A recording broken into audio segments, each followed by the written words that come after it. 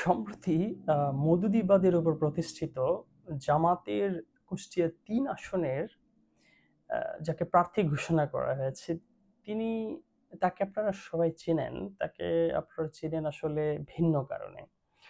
তিনি তাফসিরুল কোরআন মাহফিলে রেশমিকা মান্দানা, পরীমণি এবং আরো অনেক নায়িকাদের আ রূপ, তাদের বডি স্ট্রাকচার এগুলো নিয়ে তিনি আলোচনা করেন তাফসিরুল কোরআন মাহফিলে। এবং আম আরো আরো আরো বিভিন্ন বিভিন্ন মানে হলিউড, বলিউড, টলিউড এমন কোনো ইন্ডাস্ট্রি নেই, সিনেমা ইন্ডাস্ট্রি যেটার সম্পর্কে তার কোনো ধারণা নাই। কোরআনুল কারীম সম্পর্কে ততটুকু ধারণা নাই যতটুকু ধারণা তার এগুলো নিয়ে আছে। কিন্তু তার মানে নাম হচ্ছে তাফসিরুল কোরআন মাহফিল। তো এই কারণে তাকে আপনারা চিনেন। রিসেন্টলি সে একটা ইন্টারেস্টিং বক্তব্য দিয়েছে। সে জামাতের একজন ক্যান্ডিডেট। তার স্পিচ হলো, বি প্রিসাইজ, তার স্পিচ হলো, আপনি একটু মনোযোগ সহকারে শুনবেন। আম তার স্পিচটা হলো যে তার বয়স ৩৩ বছর। সে 71 এ ছিল না, 52 তে ছিল না, 47 এ সে ছিল না। সুতরাং এগুলো মানার দরকার নেই। এগুলো দিয়ে কি হবে? 24 এ সে আছে, 24 সে দেখেছে, ওগুলো সে দেখে নাই। 24 সে দেখেছে, সুতরাং দেশ 24 এর ভিত্তিতে চলবে। অর্থাৎ তার 24 টা কোন 24? তৌহিদি, সকল তৌহিদি জনতার 24। যে তৌহিদি জনতা যারে তারে খুশি মব তৈয়ার করে, খুন করে ফেলছে, মাজার শরীফ ভেঙে ফেলছে, সাংস্কৃতিক অনুষ্ঠান হতে দিচ্ছে না, বিভিন্ন অ্যাক্ট্রেসদের কোনো প্রোগ্রামে যেতে দিচ্ছে না, বইমেলায় বইমেলায় আক্রমণ করছে এবং যেখানে সেখানে মব তৈয়ার করে নানান ধরনের ভায়োলেন্স করছে, সেই 24 এর কথা বলছে আর কি, তার ভার্সন অফ 24।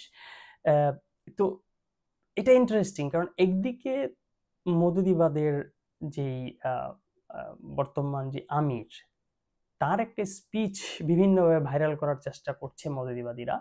সেটা কি? তারা যে রাজাকার সেটাকে মোছার জন্য তারা বলছে যে তিনি ক্ষমা চেয়েছেন, অথচ তিনি বলেছেন যদি কোনো অপরাধ হয়ে থাকে 71 থেকে আজ পর্যন্ত সেগুলোর জন্য ক্ষমা। তো যদির মানে যে কি এটা বোঝে না এমন মূর্খ জনতা বাংলাদেশের মানুষ না, এটা সবাই বুঝতে পেরেছে। কিন্তু অন দ্য আদার হ্যান্ড মওদুদিবাদের এই জামাতের যেই ক্যানভাসার গুলো আছে যারা লেবাস ধরেছে আলেমের, কিন্তু মূলত এই মওদুদিবাদীদের এই জামাতের জামাতের ক্যানভাসার, ওরা জামাতের লিডার, জামাতের কর্মী। যদি জামাতের লিডার না হইতো, জামাতের কোনো অংশ কোনো কর্মী না হতো, তাহলে তো সে ক্যান্ডিডেট হতে পারতো না। বি ইট আমির হামজা, বি ইট মিজান আজহারি, এসব ধরনের যত তাদের যে, অথবা কি যেন নাম, তারেক মনোয়ার, প্রিমিয়ার লিগের যে খেলতো, এবং তাফসির এবং হাদিস শরীফ থেকে সে ট্রাম্পকে কেন যেন কি যেন ট্রাম্পের কথা নাকি কোন কিতাবে এসেছে এই ধরনের কথা বলেছে, আরো কত কি। তো এই যে তাদের যে ক্যানভাসার গুলো, তাদেরকে লাগিয়ে দিয়েছে কিসে? তাদেরকে লাগিয়ে দিয়েছে, এক কাজ করো, মানুষকে এইটা খাওয়ানোর চেষ্টা করো যে আমি 24 কে দেখেছি, বাকি তো দেখি নাই, তো সেগুলোকে মানবো না। আপনার ভিডিওটা একটু দেখেন। আমি 71-এর সাথেও পরিচিত না, কারণ আমার এখন 33 বছর। আমি 52-এর সাথেও পরিচিত না, আমার 47 সাথে পরিচয় হয়নি, পরিচয় আছে 24-এর সাথে। এই দেশ যেহেতু 24, এই জন্য 24 অনুযায়ী দেশ চলবে। তো তার দাবি হলো সে যা দেখে নাই, যে সময়টা সে ছিল না, সেগুলোকে মানার দরকার নাই। 24 দেখেছে, 24-এর অনুযায়ী দেশ চলবে। আমার প্রশ্ন হলো মিস্টার আমির হামজার কাছে, এবং তার এই কথা শুনে যারা সুবহানাল্লাহ আলহামদুলিল্লাহ ঠিক বলছেন, তাদের কাছে, মওদুদিবাদের প্রত্যেকটা ব্যক্তির কাছে, যে আপনারা তো 1400 বছর আগেও ছিলেন না, তাহলে কি আপনারা ইসলাম মানেন না? আনসার দেন। তো দ্য থিং ইজ, তাদের যে আইডিয়াটা, তারা এটা কেন করছে? অবভিয়াসলি সে বলবে হ্যাঁ আমি ইসলাম মানি, এটার সাথে এটা কেন মেলাচ্ছেন? বাট এটা তো মিলাইতে হবে, কারণ আপনারা এটা করার মাধ্যমে যা করতে চাচ্ছেন, দিস ইজ ভেরি ডেঞ্জারাস। আপনারা একটা গণহত্যার অংশীদারি ছিলেন। আপনারা 71-এ যে গণহত্যা, এই মওদুদিবাদী জামাতের যে সংগঠন, আল বদর হোক, আল শামস হোক, ওরা আরো কত নাম দিয়েছে, নাম ইসলামের দেন কিন্তু কাজ করেন এন্টি ইসলাম।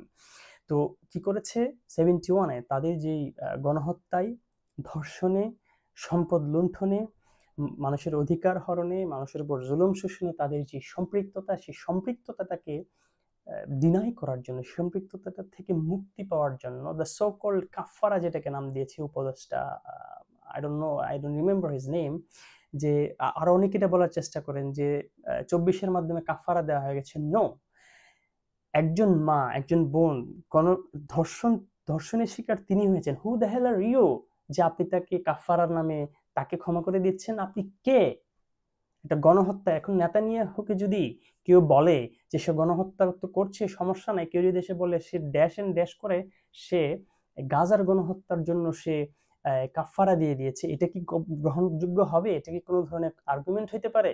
এবং এটা বর্তমান উপদেষ্টা পরিষদ থেকে এই ধরনের স্টেটমেন্ট এসেছে, which is really really dangerous. এই জন্যই আমরা বলছি যে 24-এর যে গণঅভ্যুত্থানে মানুষ রাস্তায় নেমেছে, এটা মানুষের সাথে বিশ্বাসঘাতকতা হয়েছে।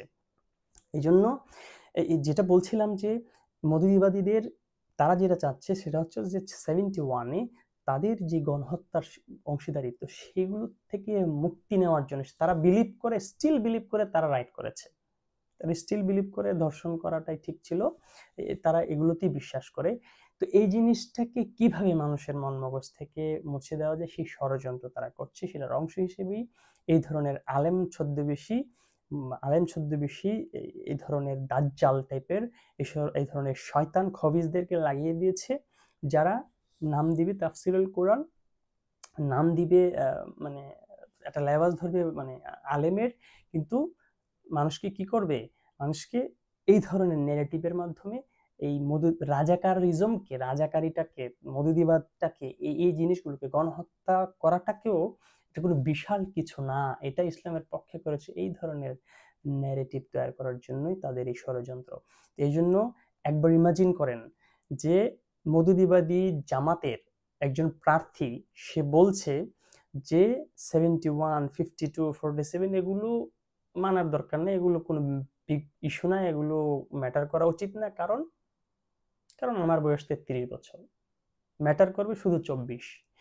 তাইলে রিসেট বাটন হোক বা যেই বাটনই হোক, সবকিছুর যদি আপনি ম্যাচ করার চেষ্টা করেন, আপনি দেখবেন যে এই একটা দেশে একটা শুরু থেকে একটা ষড়যন্ত্র চলে এসেছে, সেটা হলো এই ইতিহাসকে মুছে দেওয়া।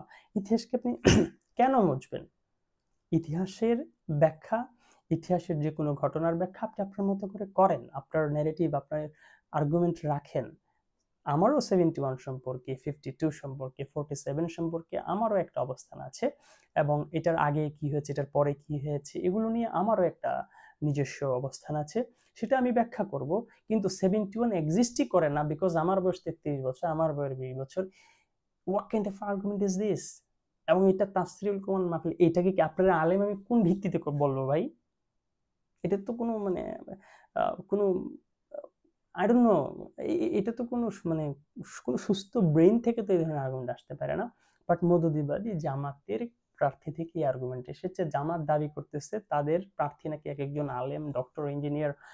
কি ডক্টর, কি ইঞ্জিনিয়ার, কি আলেম যে 71-এ কি হয়েছে এটাই ভালো করে বর্ণনা করতে পারে না, এবং এমন এমন মানে এই ধরনের ইঞ্জিনিয়ার, এই ধরনের প্রফেসর, এই ধরনের ডক্টর, এই ধরনের আলেম, যে তিনি এমন ফর্মুলা বের করেছেন যে ব্যাখ্যা তো দূরের কথা, এগুলোর বাদই দিয়ে দাও, যেহেতু তুমি তখন ছিল না।